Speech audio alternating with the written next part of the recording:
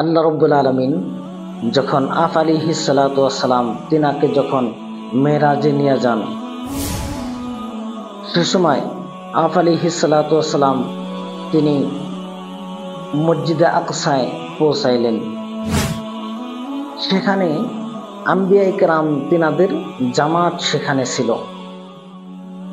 কেউ কেউ বলে সেখানে বিশেষ কিছু আম্বিয়ায়ে কেরাম তিনাদের জামাত ছিল। কেউ কেউ বলে যে 1.25 লাখ আম্বিয়ায়ে কেরাম সেখানে ছিলেন, আর তাদের ইমামতি আফ আলাইহিস সালাতু ওয়াস সালাম তিনি করেছেন। আসলে সেখানে সমস্ত পয়গম্বর সেখানে ছিলেন।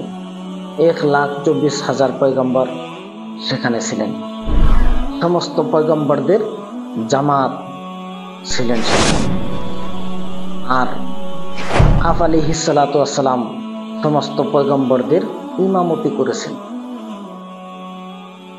হাওয়ালা মুসনাদ আহমদ এবং তাফসীর ইবনে কাসিরের মধ্যেও উল্লেখ আছে।